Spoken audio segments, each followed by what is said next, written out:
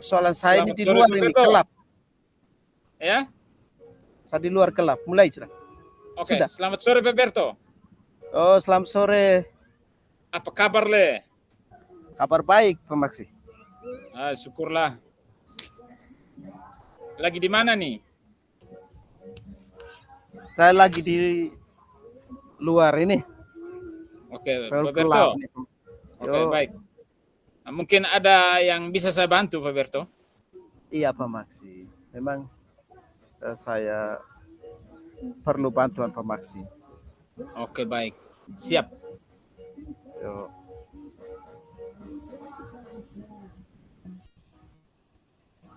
Kira-kira masalahnya apa, Pak Berto? Saya ini selama kegiatan saya ini ketika diobservasi itu kadang saya hukum kok Pak Maksi. Iya gugup Iya. Oke, Pak Berto, mungkin Pak Berto sedikit menceritakan. Tentunya kita sebagai guru kita pernah diobservasi ya. Saya juga pernah diobservasi juga. Bisa Pak Berto ceritakan bagaimana perasaan Pak Berto ketika dilakukan observasi oleh kepala sekolah? Bisa Pak Berto ceritakan ya? Ya baik Pak Maksi. Saya ketika diobservasi oleh kepala sekolah atau disupervisi oleh kepala sekolah itu, pada saat pembelajaran berlangsung itu, apalagi kalau kepala sekolah duduk di belakang. Kemudian kepala sekolah fokus perhatikan proses pembelajaran yang kita lakukan. Tentu pasti merasa cemas. Ada grogi, gugup, dan khawatir apabila dalam proses pembelajaran tidak sesuai dengan yang telah dipersiapkan. Misalnya RPP, apakah RPP sesuai dengan langkah-langkah pembelajaran yang saya lakukan atau tidak, itu pasti saya merasa gugup, merasa khawatir dengan hal-hal ini. Tapi seiring dengan berjalannya waktu, saya pelan-pelan rasa gugup hilang. Iya. Rasa gugup itu muncul 5 sampai dengan 10 menit awal saja. Tapi setelah 5 sampai 10 menit, setelah lewat dari 10 menit, rasa gugup dengan sendirinya hilang total Pak Maksi. Oke, baik Pak Berto. Kira-kira yang Pak Berto merasa cemas itu cemas karena tidak mempersiapkan diri dengan baik atau memang dari kelengkapan administrasi yang istilahnya kita belum siap secara matang gitu, terkait dengan kesiapan mental atau dengan kesiapan kecemasan terkait dengan administrasinya?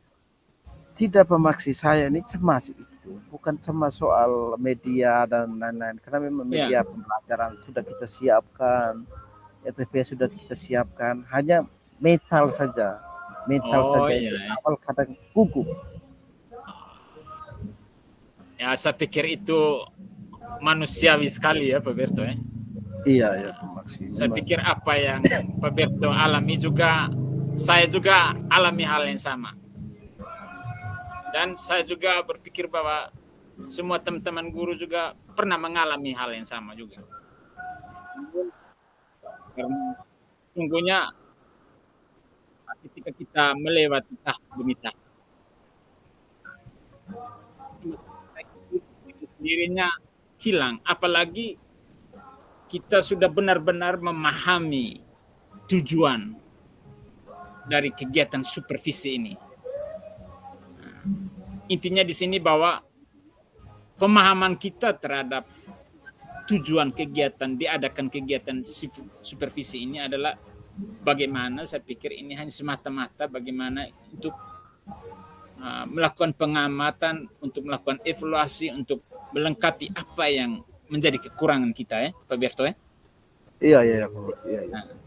Baik Pak Berto, mungkin Pak Berto sedikit gambarkan, sedikit ceritakan pengalaman Pak Berto, perasaan sebelum melakukan observasi, dan bagaimana perasaan Pak Berto setelah kegiatan observasi sudah selesai dilakukan.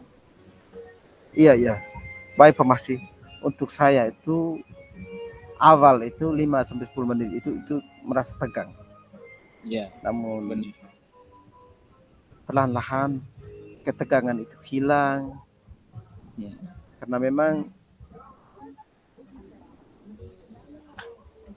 supervisi itu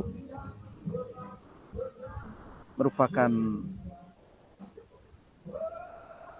pendampingan yang dilakukan oleh kepala ya, sekolah benar-benar. kepada Ya, kita sebagai guru dan juga memberikan masukan, memberikan ya, pikiran supaya ya, proses pembelajaran yang kita lakukan itu berpihak kepada murid. ya, benar. Ya. Kemudian karena memang pengamatan yang dilakukan oleh kepala sekolah itu Ya, observasi itu pada proses kegiatan pembelajaran. ya, benar sekali. Sedangkan pada pasca kegiatan itu saya merasa tenang, Ya, merasa aman, merasa nyaman karena supervisi sudah dilakukan atau observasi sudah dilakukan. ya, Ya. Dan supervisi itu setelah supervisi saya diberikan kesempatan untuk merefleksi kembali proses supervisi, proses observasi, proses pembelajaran yang sudah saya lakukan itu. Misalnya kekuatan atau kekurangan-kekurangan yang saya lakukan atau kekurangan-kekurangan yang saya alami. Ya.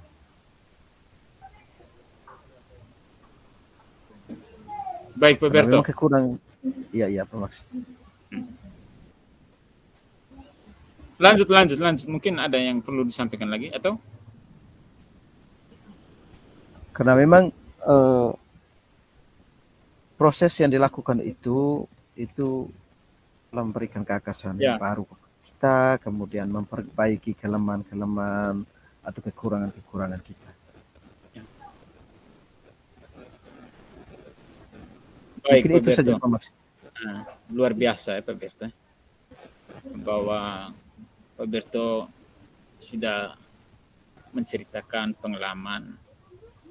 Nah, ini sangat luar biasa. Ini satu ketulusan dari Pak Berto bahwa menceritakan tentang perasaan sebelum melakukan observasi.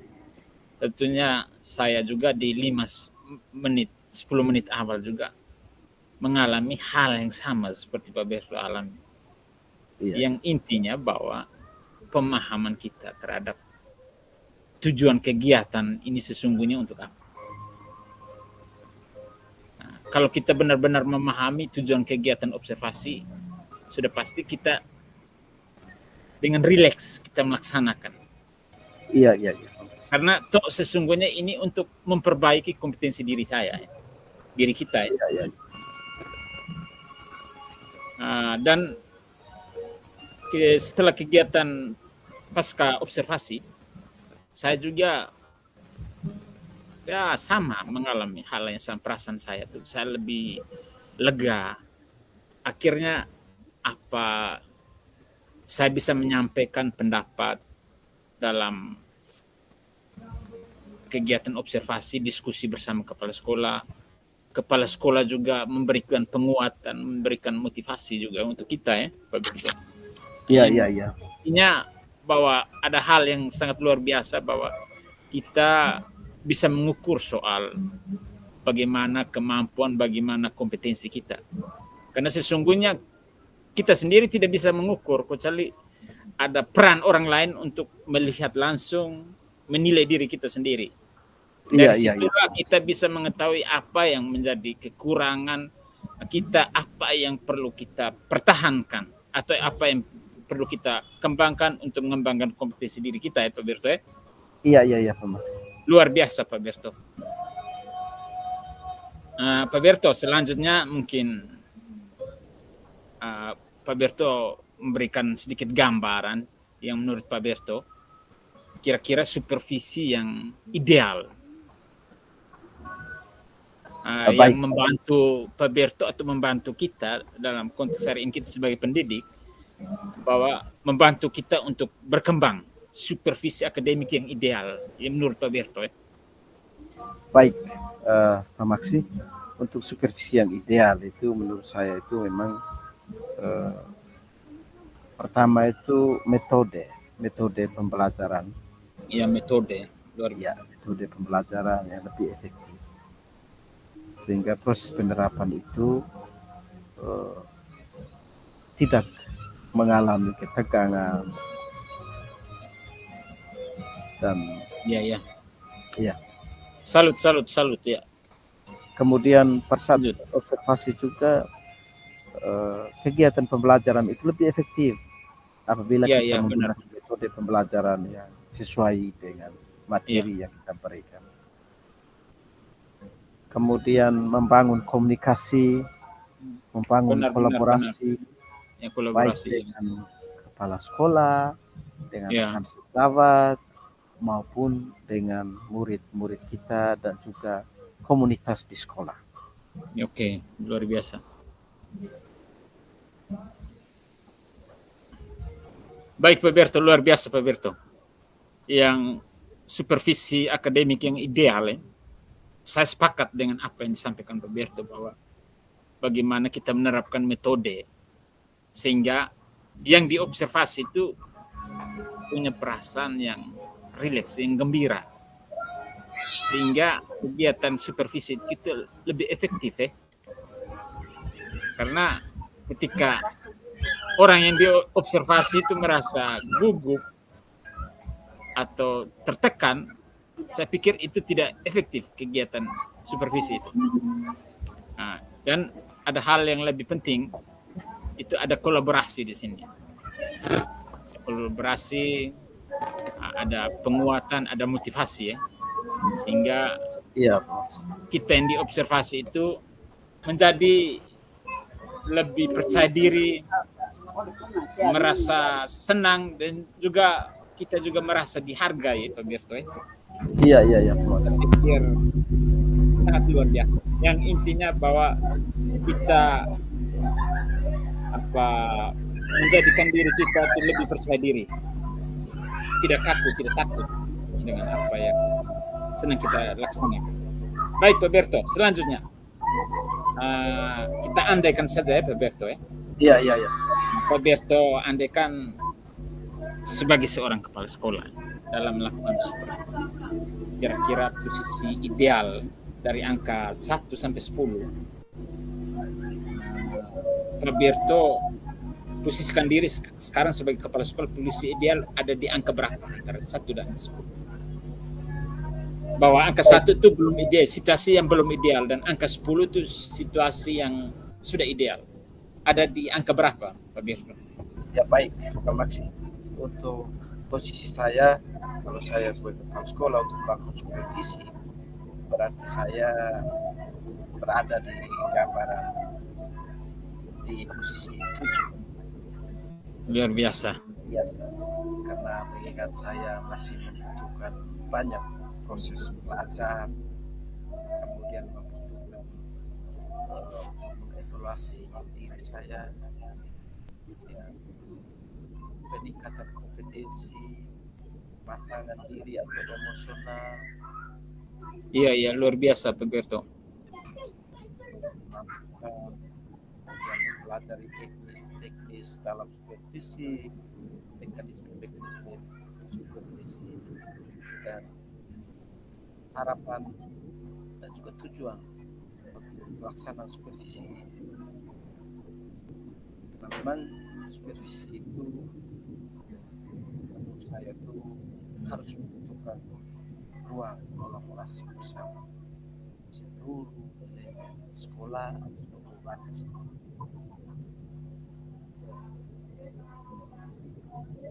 Itu Pak Mas. Baik Pak Berto.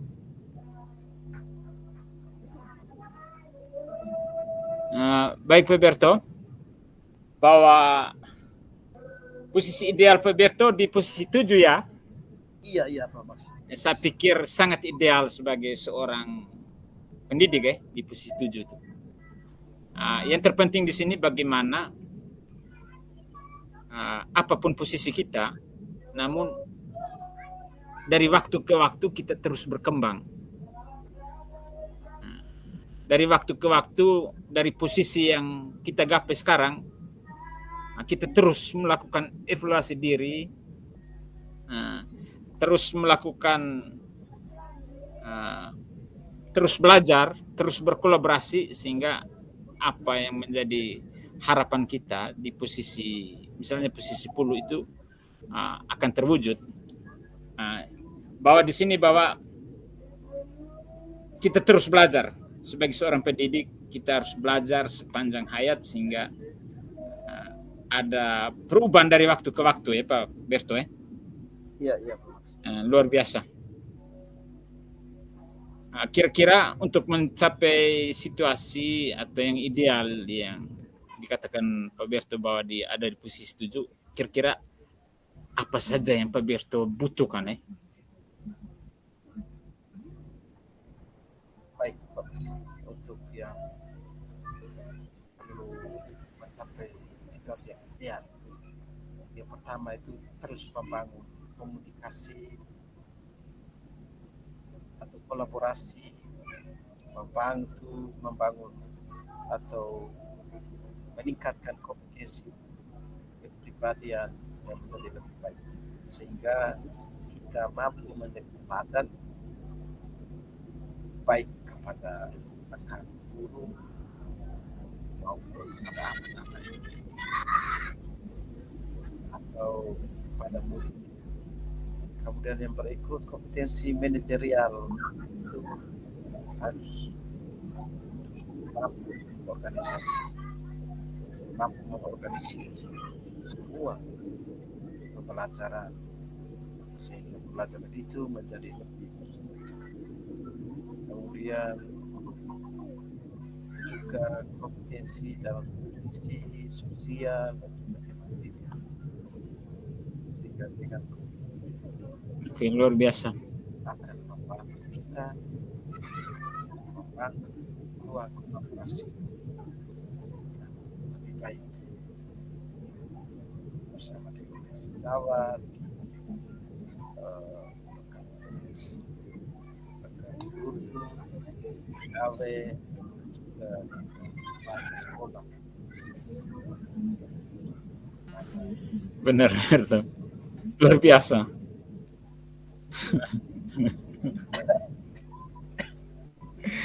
Luar biasa Pak Berto, bahwa ada yang kita butuhkan di sini, bagaimana tentunya untuk menggapai sesuatu itu perlu ada kerjasama, ada kolaborasi seluruh komponen warga sekolah untuk mengembangkan kompetensi kepribadian kita.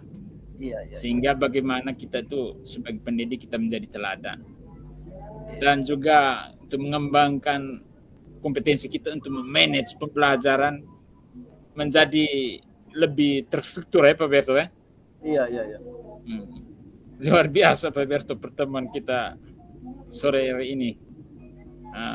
Mungkin ada yang Pak Berto perlu sampaikan, mungkin ada harapan-harapan terkait dengan kesan, terkait dengan pertemuan kita pada sore hari ini Pak Berto. Iya, baik Pak Maksi. Untuk harapan ini, yaitu saya berusaha untuk menjadi pribadi yang terus bertumbuh dan berkembang dengan kesadaran diri. Saya memulai dari diri saya sendiri. Dan harus akan sebuah perubahan, sehingga pengetahuan dan terus berkembang dan belajar, sehingga apa yang menjadi harapan, apa yang menjadi cita-cita kita akan dapat terwujud secara ini saja dapat sampaikan informasi kurang lebih harapan. Oke, baik, luar biasa harapan dari Pak Berto. Ini tentunya itu menjadi harapan bagi saya juga, dan menjadi harapan untuk kita semua, ya Pak Berto. Iya Pak. Baik, selamat sore Pak Berto. Selamat sore Pak Maksi. Terima kasih banyak. Yo.